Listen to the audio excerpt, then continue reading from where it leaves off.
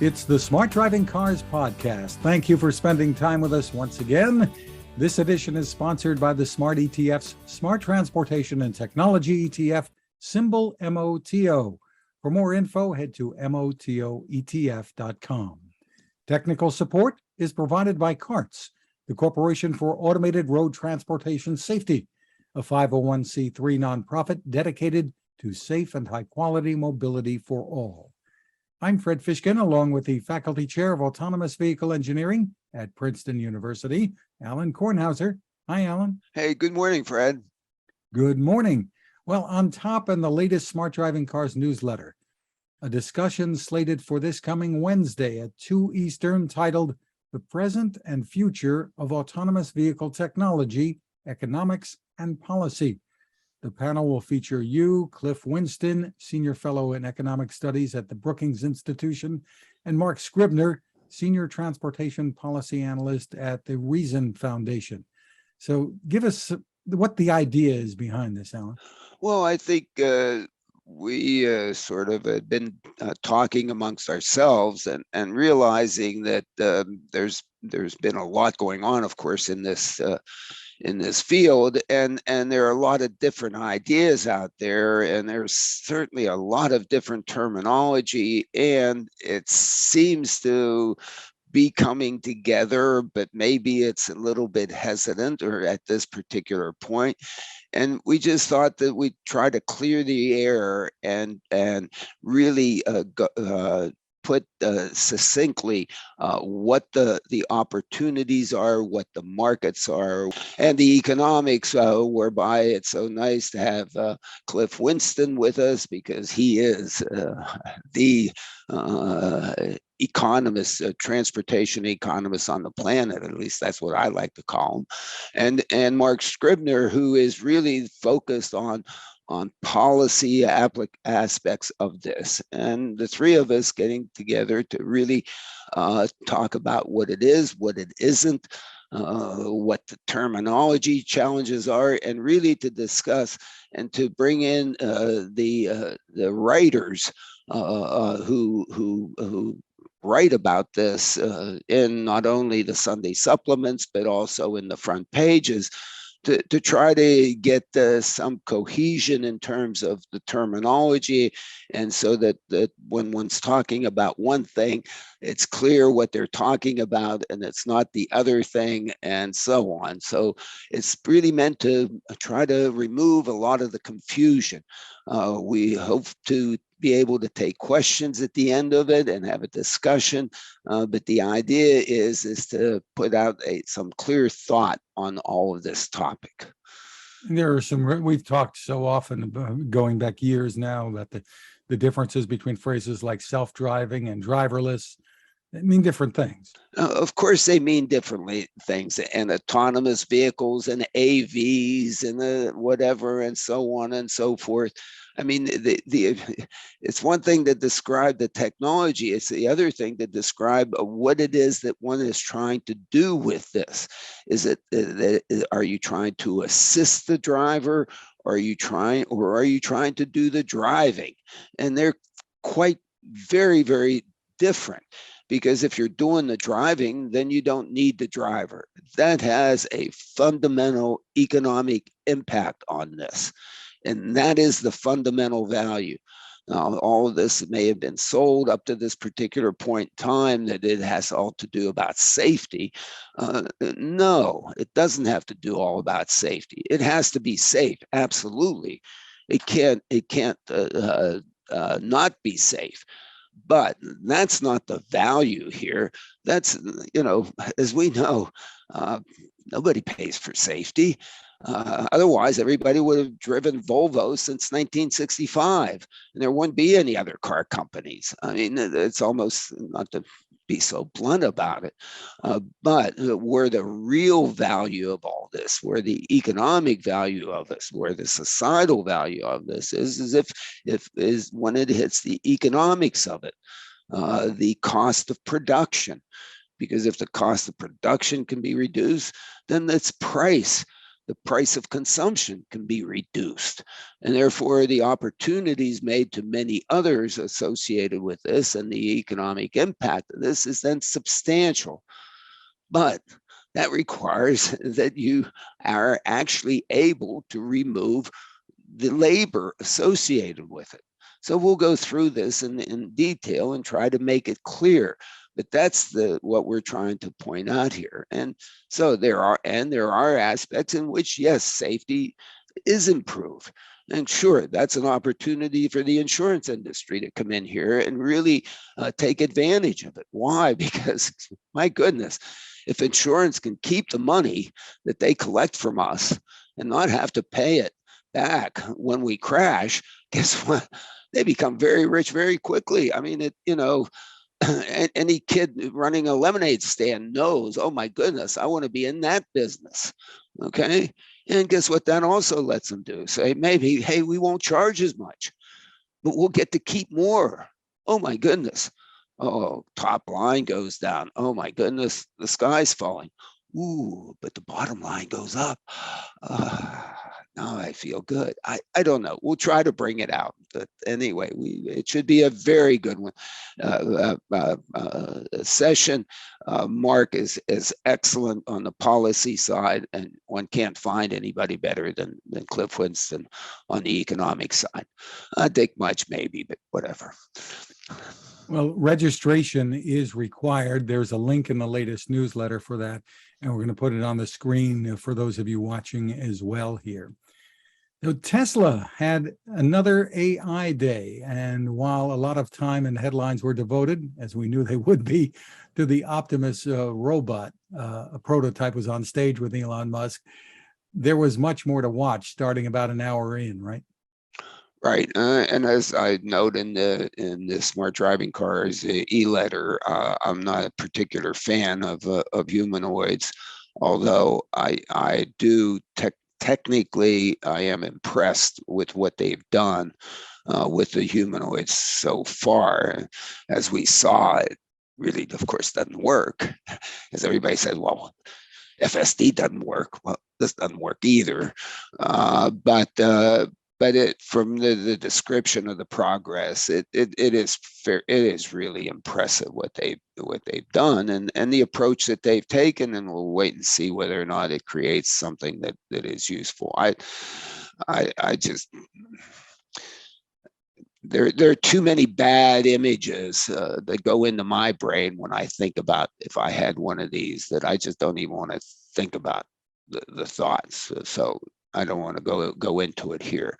But into the thing, the topic changes to what their progress in trying to evolve to a point in which a computer can drive a car in, I'd like to say, an operational design domain such that it doesn't need a human. That's my definition of it. And what you saw, the progress that's been made. I was really impressed with the progress that they've made. Two, I was really impressed with the amount of advancements that they have made. It just comes out that this is as everybody says, this is an extremely difficult problem.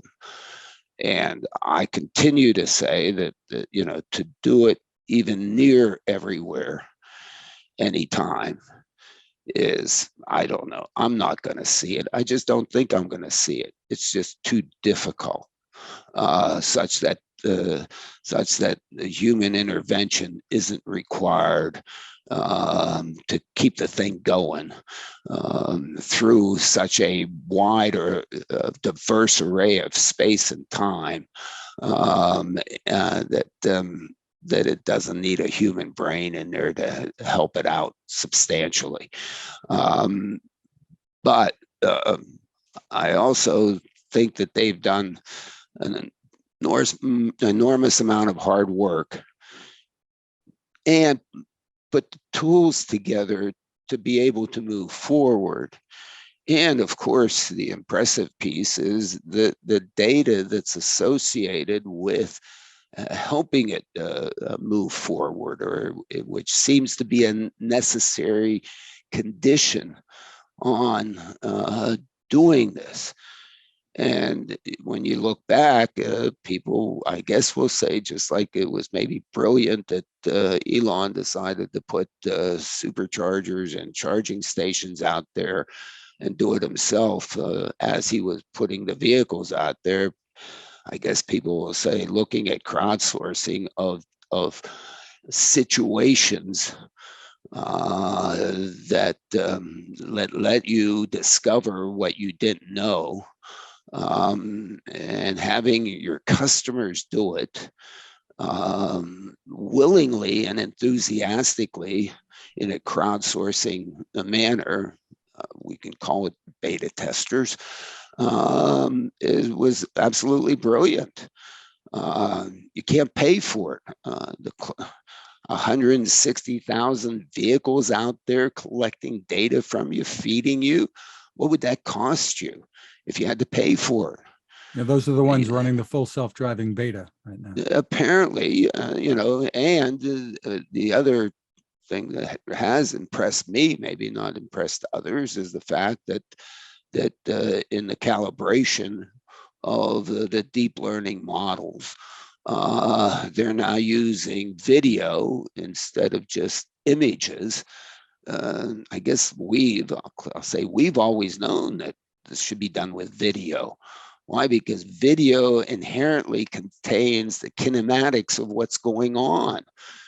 Inherently, so you don't only get position where things are, but you end up getting velocity, and you end up getting acceleration, and you end up getting jerk, and you end up getting rate of change jerk. Oh my goodness, all embedded in that, which single images don't give you that. And so all of a sudden, having the kinematics of what's going on in the environment inherently coming in the calibration process, to me, fundamentally has to be, and I guess that's the way to do this. I mean, I think we've always sort of known that. He's saying that the FSD is going to be ready for worldwide rollout in a few months by the end of this year. We've heard kind of predictions before that haven't always panned out, but they're making progress. I don't know. Obviously. I mean, the question is what do you do? What is FSD? Okay. And this is what we're going to talk about on Wednesday. All right. FSD is not driverless.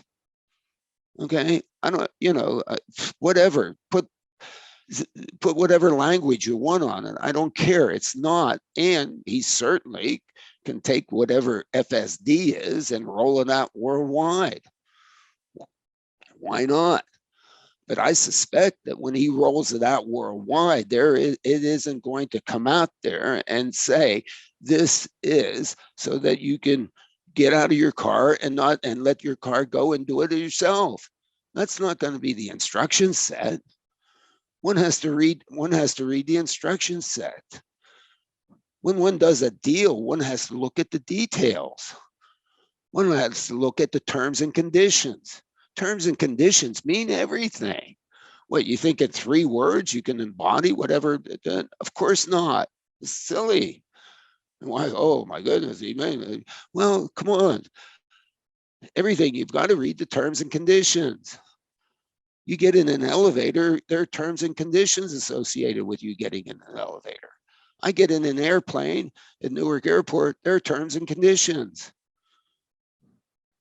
So yeah, he can. So yes, okay, he can roll it out.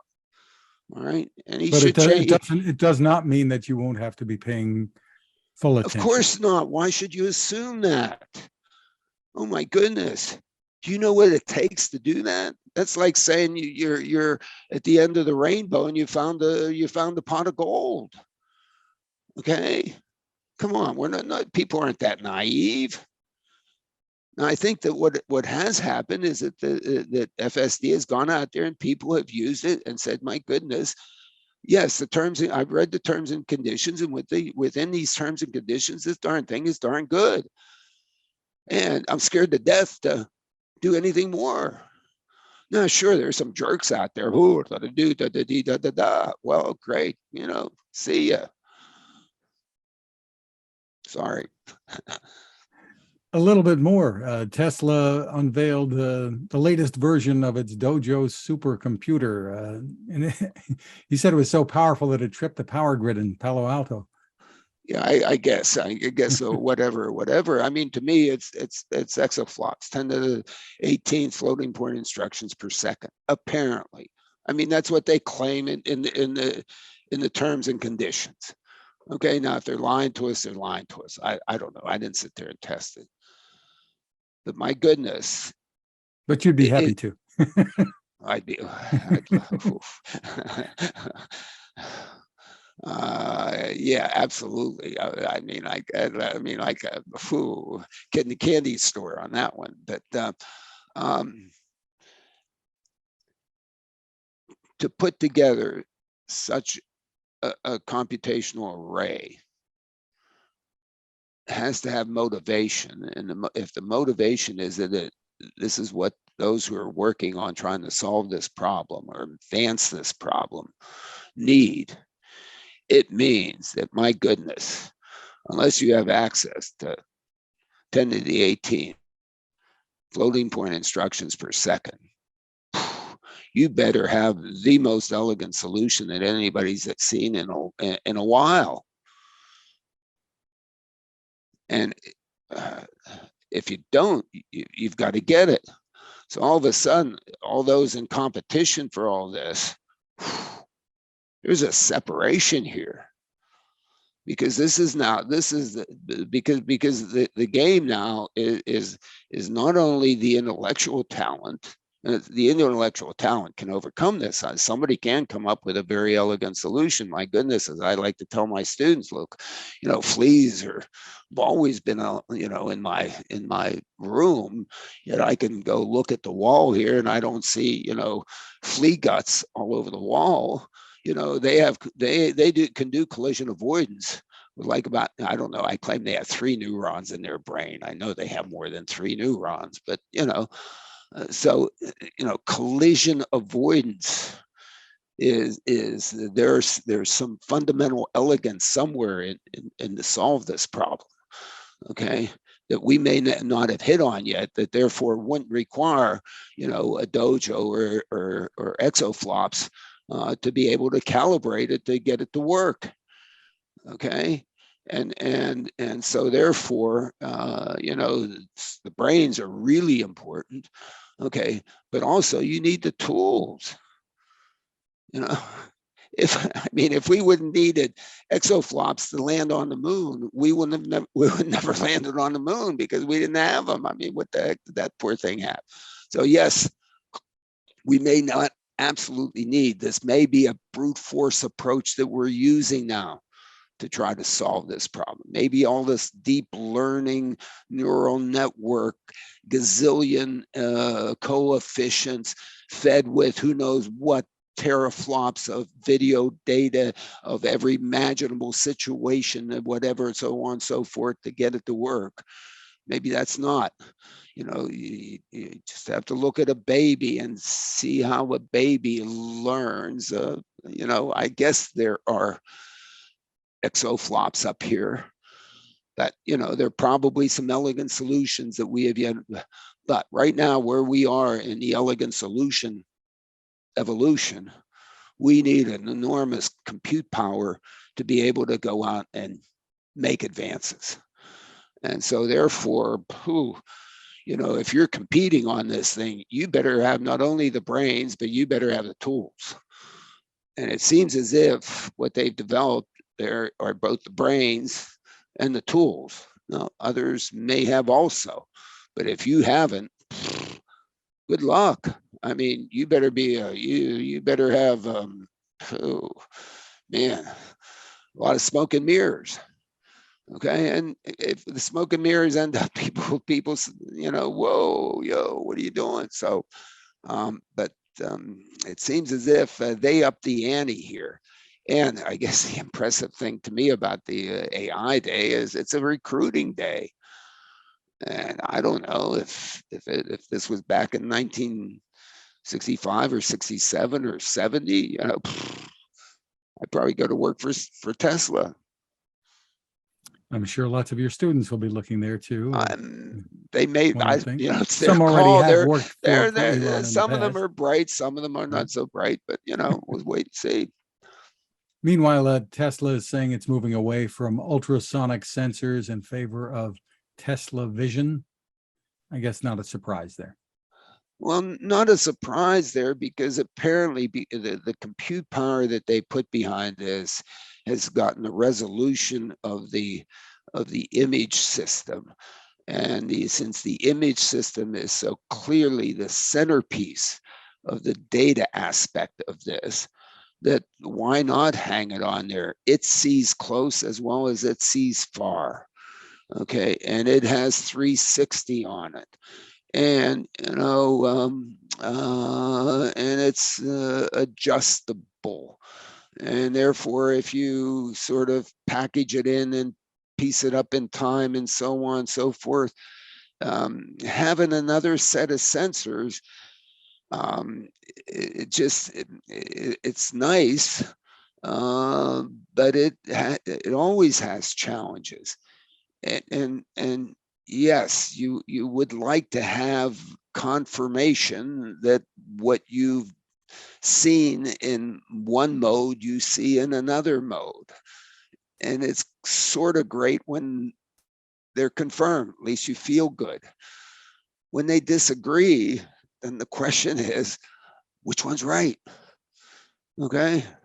And if they believe that in fact there's no reason to think that an ultrasonic sensor is going to be better in the short range than just doing some different process on their images that they're capturing anyway, why bother? I guess. Okay. Interesting. It's just like them giving up on radar and lidar. Okay, it's just, again, I've agreed with them since the beginning on that one philosophically. Okay, and I won't, you know, lidar folks don't necessarily appreciate me. The main reason for lidar originally was for SLAM, so that you would know precisely where you are. But I've always claimed I don't need to know where I am precisely. Okay. I just need to know where I am relative to what's around me, close by. That's where these things work really well. And God, if she thought that I needed a lidar, she would have put one right here for me. I think so. But you know, I know that's a little flippant, but I think it's a little fundamental. Then all of a sudden I have this thing, and then all of a sudden then I have to deal with it in different weather conditions. And then you say, well, don't you have to deal with different weather conditions? And, you know, my goodness. Well, look, when Ian hits Florida, you know, don't go anywhere. All right. We're not trying to solve the hurricane problem with this. We're not trying to solve the fog problem with this. And we'll discuss this. We'll hopefully bring this out on Wednesday. Okay. If somebody's out there looking for a hurricane solution problem, then, you know, sure, go for it. But that's not what all this no, I mean, whoa, we're going to have to wait to solve the hurricane problem before we can deliver some value out of the technology and all this work so far. Oh, FSD doesn't work because it doesn't work in a hurricane. Oh, I mean, oh my goodness, cut it out. Meanwhile, SpaceX keeps rolling along too with a lot of progress there. It's almost every other day, it seems. The launch yesterday in the sunset, and then the view from the recovery vessel coming back. I mean, oh, whoa, whatever. I got a lot of enjoyment watching launches this past week. And I guess they're even going to pick up the pace, it sounds like, but so just amazing. What'd they do? 3 or 4 last week? I mean, it's like ridiculous. We'll be back, but this is a good time to remind you about our sponsor, the Smart ETF's Smart Transportation and Technology ETF. The symbol is MOTO. You can get more info at motoetf.com. On the site there, find the white paper. It's called the Smart Transportation Revolution. It's under the Insights and News tab. Some great information there that can help you make informed decisions about investing. ETFs, you probably know, can be a smart way to spread risk with investments. Maybe focus on a particular category of stocks. The website again is motoetf.com. We're back with more of Smart Driving Cars. From the latest newsletter, Alain, you highlight a New York Times piece headlined "The Long Road to Driverless Trucks." It focused on Kodiak Robotics and its partner, US Express. Yeah, and I think, it focused on that one, but it points out very well, if the objective is driverless trucks, then the thing really has to work. It doesn't mean that now you don't, it also means attendantless truck, okay? Because you really don't get the economic value out of the technology until you can remove the driver, that labor component. Now, I think you really do need an attendant in the truck. I think it's really important there, but it's not being sold as that. It's not being sold as having the goods that are back in the 53-foot trailer being better taken care of, because now there's somebody that can be an attendant over that shipment and still be there and be in a great working condition and not be stressed and be more productive and all those things. But that's called, at least if you're going to say that, that's advanced driver assistance system. Okay. And if it was being sold as that, then I think that has enormous value. It has enormous value to the driver. It has enormous value to US Express and the company. The drivers are healthier. They're happier. The shipment gets there. The safety has to improve, and so on and so forth. Those should be the selling pieces, not the driverless. Okay. Now, if you're selling the driverless piece, nobody in it, just a blob going down the Jersey Turnpike or Route 1 or Cleveland Lane, boy, you got some work to do. Okay. That thing not only has to work all the time, and as Kate properly points out, you can't have driver interventions. So in the operational design domain, which enables that goods movement to go from an A to a B all the way without intervention by a human, without what's called disengagement, then once you're there, okay. But doesn't look like we're near there yet. And the shame of it is that they're not selling the ADAS piece of it as they're developing this. Seems to me they could be earning revenue. But who am I? I'm stuck here in the bubble. And at the same time attracting drivers, because we all know the trucking companies, and attracting drivers and doing well, and right. and having the driver's family be happy about it, because when the driver comes, not that the driver comes home a mess, I wouldn't be suggesting that after a hard days of work out there on the road. I mean, I can't imagine sitting there staring and trying to keep something between two white lines, 10 hours a day. 6 days a week to feed my family. I couldn't do that. How many people can do that? That needs help. Why isn't there just an enormous initiative? Why didn't Cade write about, look at what this really does to improve driver health, driver safety, driver mentality, system safety, value to the proposition, bottom line, return on investment to the CEO, blah, blah, blah, reduced insurance, and so on. It's not what the article was about. The article was about removing a driver so that you can move a chunk without the cost of a driver. That's a different problem. And that very thought certainly doesn't make drivers who are out there happy either. They're trying to take our jobs with it. Well, no, There's a misconception. no, they don't have to worry because, my goodness, to be able to do that. But I've heard those worries from some drivers, so they do worry about it. Sure, I worry about a bunch of junk too, that really isn't whatever. Yes, of course, but that's not going to happen. We aren't going to have these things going up and down the New Jersey Turnpike, even in the truck barrel. I don't believe it. Not anytime soon. I mean, the public, they'll write their congressperson.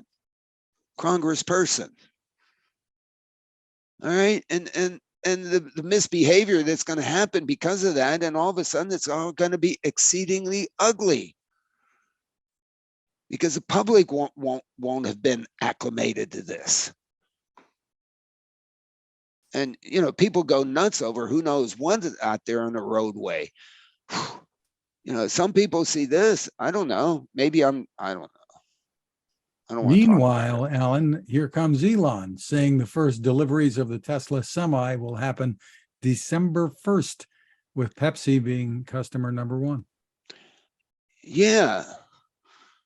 Yeah, and I think let's wait and see if it does happen. If it's not December 1, I guess it will happen. They'll have them out there. A bunch of folks are going to want to buy electric trucks as just why they have a driver in there anyway. Might as well try it out. Whatever. It's we have natural gas buses on city streets. We have, garbage trucks with natural gas propulsion. Sure. That people think that that's a good idea. Great. Easy to do. Okay. But guess what those trucks will likely have on them? Probably have autopilot. They'll have an advanced driver assistance system on there to help the driver drive that truck. If they do, which, I don't know. He really hasn't pushed it. My goodness, they're going to change the trucking industry with it.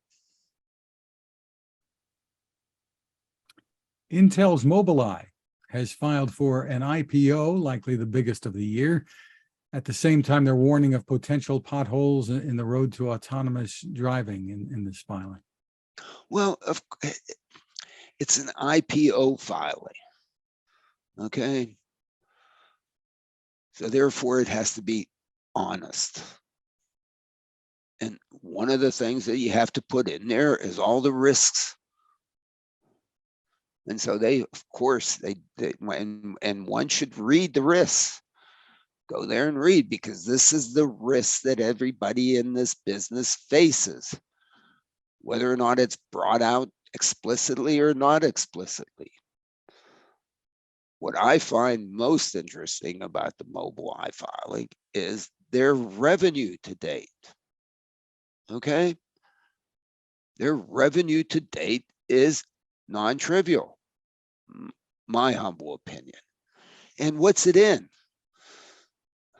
Advanced driver assistance systems. They're out there selling that stuff, getting revenue, using what they're learning from that to move the technology along to eventually get to driverless. I mean, it almost looks like an FSD. They didn't call it that, luckily. Otherwise, people would be complaining. Okay. They were a little bit more honest about it. Okay. But the fine print's the same. And if you look at the revenue that they've garnered and the markets that they're in, and the description of those markets, this is substantive business. To me, this is where the Kodiaks and the other, trucking systems should be. They should be following the model that Mobileye followed. They said, yes, this is all valuable, but let's do it progressively, and let's do it first to assist the driver, which in some sense is the same way autopilot has done it to FSD and so on. And let's out of that at least deliver some value, tangible value in the marketplace for which we can get tangible revenue to show that we have a tangible business, so that we can put together the tools and the intellect that allows us to continue to evolve this thing forward. And so one should read very carefully the S1. That and the AI day are the two, really fundamental pieces in this latest e-letter. That's where the business is. Okay. And, they have a lot to be proud of. What it also sort of suggests to me, though, is that, it may be that it is so darn difficult to make it to driverless that we don't make it to driverless anytime soon. But even though we don't make it to driverless anytime soon, we then deliver substantial value to improving the driver, the advanced driver assistance systems, the automated emergency braking systems really do work. They are fully integrated with the intelligent cruise control, so that there's a smooth transition between them and so on, so that safety is really improves, so that the driving public, both in trucks and in vehicles, really improves. And maybe, in the broad, we don't get to driverless. I think we can get to driverless in the narrow, and we're probably at driverless in the narrow right now, which is my new thought. Well, not new thought, but my focus right now. First of all, hey, take this, how good it is right now, and instead of saying, hey, it's not trying to make it, so that it's driverless everywhere, how about let's find the operational design domains where it does work, and see if any of those operational design domains solve any of or deliver any societal value. So instead of starting with a societal value and saying, let's work it on the societal value and work it on that one, let's look at where this works and see if there's any societal value and where that works. And that's kind of what I'm focused on now. Trying to find along those lines, yeah. Right. Uber and Motional have a 10-year operating agreement now to roll out robotaxis across the U.S. It's the kind of thing, I suppose, that we've been talking about. Maybe. Of course, maybe. I think ride hailing is the wrong market. Because I think if you look at the operational design domains where these things do work, in other words, operational design domain, A's and B's times whatever, when this stuff can get the thing from A to B and not need a driver, doesn't intersect well with ride hailing. I mean, if you look at the fundamentals of ride hailing, it's probably the toughest mobility problem out there. provide mobility to anybody who wants to go from anywhere to anywhere, anytime. I mean, that's been the beauty of it. Oh my goodness, let me use my phone. I just got out of the airplane, boom, let me do it. I want to go to Goo, it's going to take me. I mean, beautiful. But if you look at what the demands are, the requirements are on the mobility system that is going to deliver that to you, I think you need a human brain in that thing. Because who knows where you are. I mean, it may want to go to Jackson, New Jersey. Right? That means it has to go all the way to Jackson. That means you've got, this thing's got to work almost everywhere. Otherwise, it's going to say, no, thank you. Okay, it didn't work to Jackson. It's going to work to Princeton? No. Is it going to work to where? Oh, it works to Market Street in Newark. Oh, well, I'm not going there. Holy mackerel. How many declines are you going to get? I need a human in there to fill in.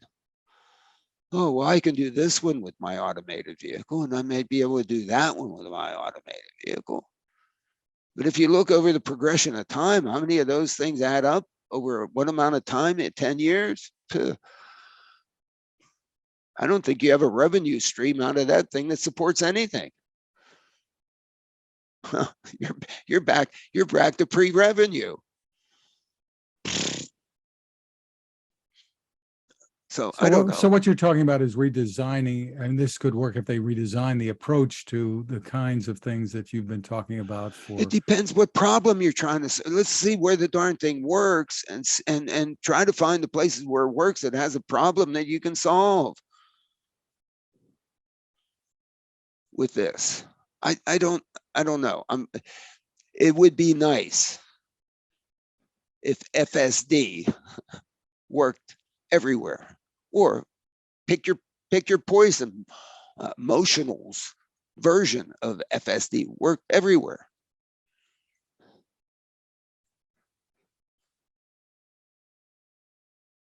Sure, I mean, maybe it works in Las Vegas. Okay, great. But that doesn't, and I guess Uber will go in there and, get a few rides in Las Vegas out of this. Uber's the beauty of Uber, if you could get a human on this thing, is it can work in almost anywhere. All you got to do is find the human.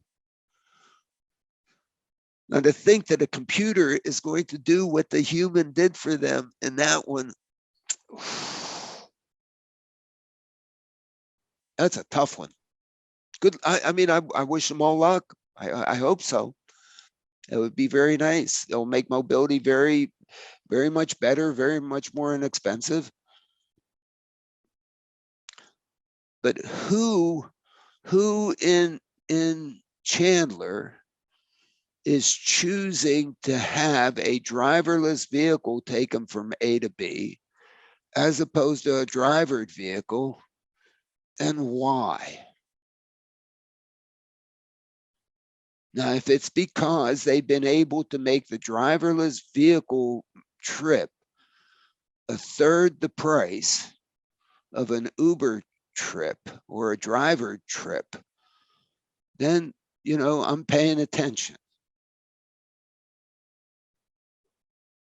If it's, oh, I want to take a selfie and whatever, or if it's because, oh my goodness, I really prefer having this computer-driven car trip was so fantastic. I mean, I can't imagine having a professional driver, one who is doing this to feed his or her family and be pleasant to me and comfort and just adapt to me and make me feel wonderful. This computer did it better. I'm paying attention. I haven't seen papers written like that yet. Okay. I don't think I'm going to see them either, but I don't want to prejudge anything. Government technology, Alan, finally has a report headlined, "When will AVs actually start to smooth traffic flows?" Another issue here. I'm just totally disgusted with those things. I mean, are they crazy? I mean, we're not doing this for that. Nobody is invested. Nobody's developing the Dojo to smooth out traffic. Okay. Nobody. I mean, if it ends up happening, it ends up happening, and that's one of the benefits. But I mean, to think and those who want to smooth out traffic don't have two nickels to rub together in their pocket to pay for the development anyway. And I'm just tired of seeing reports like that. So never mind. I get a lot of people angry with me on that one. And on that note, I just whatever. If that's what government is doing these days, my goodness, give up. Well, on that note, Alan, we want to thank our sponsor, the Smart ETFs, Smart Transportation and Technology ETF. The ticker symbol for the ETF is MOTO. More info is available at motoetf.com. Technical support is provided by CARTS, the Corporation for Automated Road Transportation Safety, a 501c3 nonprofit dedicated to safe and high-quality mobility for all. Our website is smartdrivingcar.com. You can find us on Anchor FM, Spotify, TuneIn, Apple, Google, Amazon, wherever you turn to for podcasts. Your smart speaker can play us too. You can find my tech reports at techstination.com. I'm Fred Fishkin along with Alain Kornhauser. Thank you for listening or watching, and please stay safe. And I hope we'll see everybody also on Wednesday at 2 p.m. Eastern, 11 a.m. Pacific time, and who knows what other time around the world that you might jump in. We hope to be able to be taking questions from the audience also, and hope to see you on Wednesday. And a note that it will be available for streaming afterwards if you can't make it on Wednesday. Sure, of course. That's the beauty of all this. I mean, nothing gets lost. Okay, and all this is forever available.